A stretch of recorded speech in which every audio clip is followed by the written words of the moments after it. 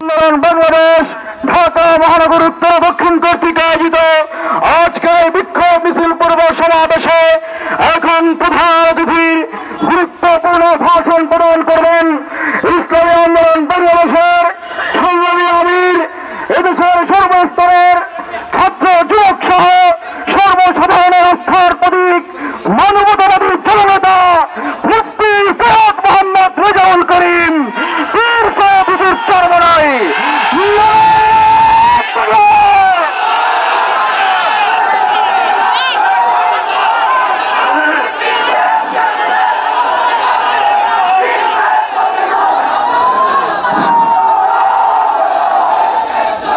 الحمد لله وكفى وسلام على عباده الذين اصطفى أما بعد فأعوذ بالله من الشيطان الرجيم بسم الله الرحمن الرحيم ولا تهنوا ولا تحزنوا وأنتم الأعلون إن كنتم مؤمنين صدق الله العلي العظيم وقال رسول الله صلى الله عليه وسلم من رأى منكم منكرا فليغيره بيده فإن لم يستطع فبلسانه فإن لم يستطع فبقلبه وذلك أضعف الإيمان صدق الله العلي العظيم সবাই দুরূদ শরীফ পড়ি আল্লাহ سيدنا ونبينا شفيعنا وحبيبنا ومولانا محمد صلى الله عليه وعلى آله وأصحابه وبارك وسلم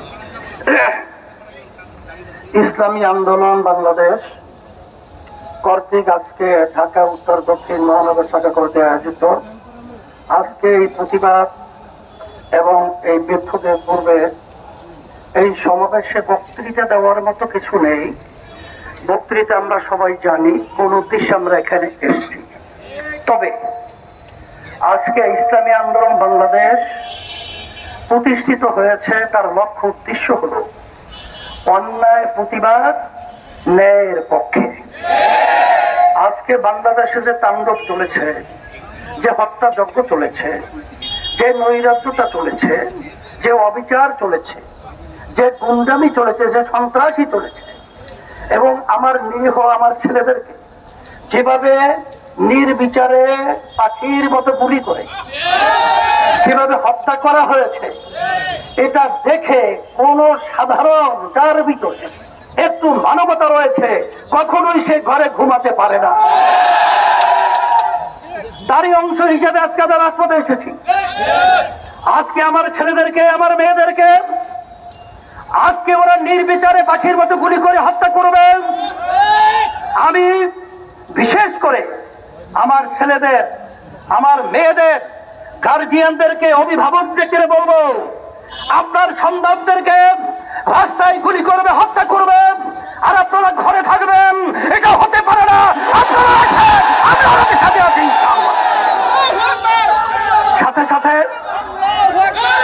আজকে কোন দেশে আমরা বসবাস করছি? আজকে আশ্চর্য, একটা ছেলে আবু সাঈদের হাতে কোনো অস্ত্র নেই, ওর হাতে কোনো লাঠি নেই, ও একটা মেধাবী ছাত্র, ওর কোনো সন্ত্রাসীর কোনো তালিকা ওর নামে নেই। সেখানে ঠান্ডা মাথায় ওর বুকের ভিতরে একটা নয় কয়েকটা গুলি করে পাখির মতো লুকিয়ে ফেলে হয়েছে। আর সেটা আমরা বসে বসে দেখবো, আর সেটা আমরা সহ্য করব? এটা হতে পারে না, হতে দেওয়া যায় না। এর প্রতিবাদে রাস্তায় নামতে হবে। খুনিদের বিচার বাংলার জমিনে করতেই হবে। শুধু তাই নয়, আজকে আওয়ামী লীগ স্বঘোষিত প্রধানমন্ত্রী, কারণ বাংলাদেশের জনগণের ভোটে তো সে প্রধানমন্ত্রী হয় নাই, আর এই সরকার তো বাংলাদেশের জনগণের ভোটে সরকার নির্বাচিত হয় নাই। আজকে তার থেকে সুন্দর মায়া কান্নার শব্দ শোনা যায়, কিন্তু আপনি এবং আপনার সেক্রেটারি জেনারেল দলীয় তাদের বক্তব্যের কারণে আজকে এই হত্যাযজ্ঞ বাংলাদেশে ঘটেছে। আপনারাই আপনাদের সন্ত্রাসীদেরকে উস্কিয়ে দিয়ে আমার নিরীহ ছাত্রদের উপরে, ছাত্রীদের উপরে গুলি করে রাজনীতি চালিয়ে, তাণ্ডব চালিয়ে বাংলার ইতিহাসকে কলঙ্কিত করেছে। শুধু তাই নয়, বাংলাদেশের ইতিহাস আজ পর্যন্ত ইউনিভার্সিটি সহ শিক্ষাঙ্গন কোন ক্যাম্পাসে আজ পর্যন্ত কোন সংবিধান নেই সেখানে পুলিশ প্রশাসন তারা নির্বিচারে ছাত্রদেরকে ছাত্রীদেরকে মারবে।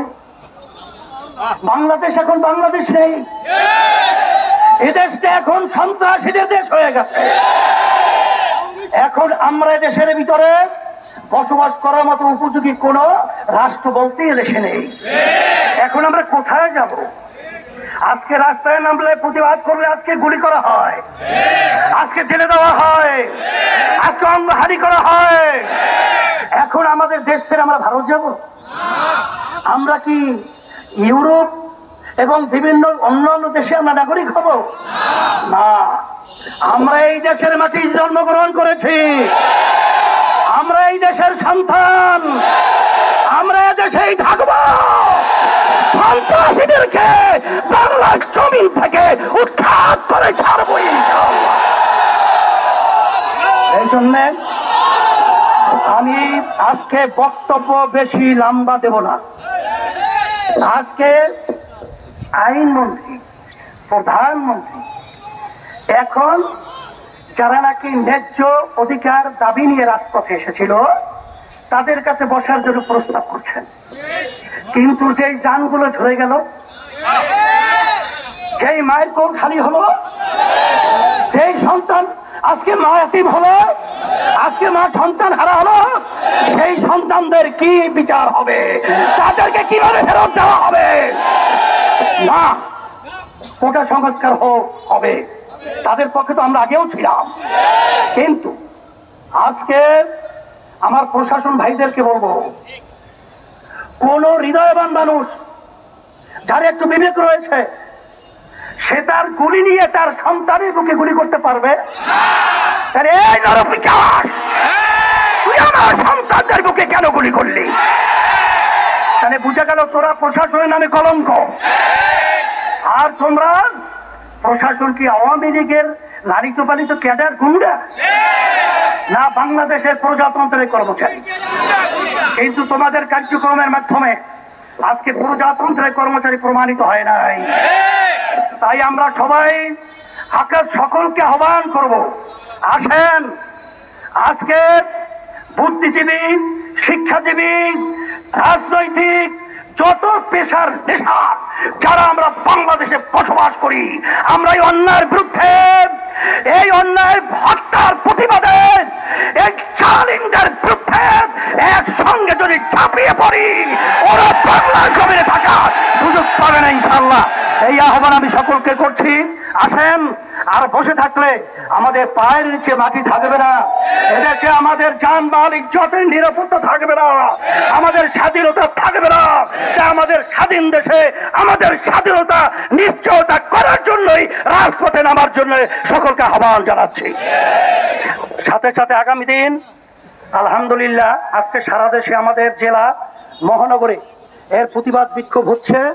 আগামী দিন জুমার পরে যারা নাকি আজকে ন্যায়ের পক্ষে জীবন দিয়েছে, অন্যায়ভাবে যাদেরকে হত্যা করা হয়েছে, তাদের রুহের মাগফিরাতের জন্য দোয়া হবে এবং সাথে সাথে সকলকে নিয়ে বিক্ষোভ প্রতিবাদ মিছিল হবে।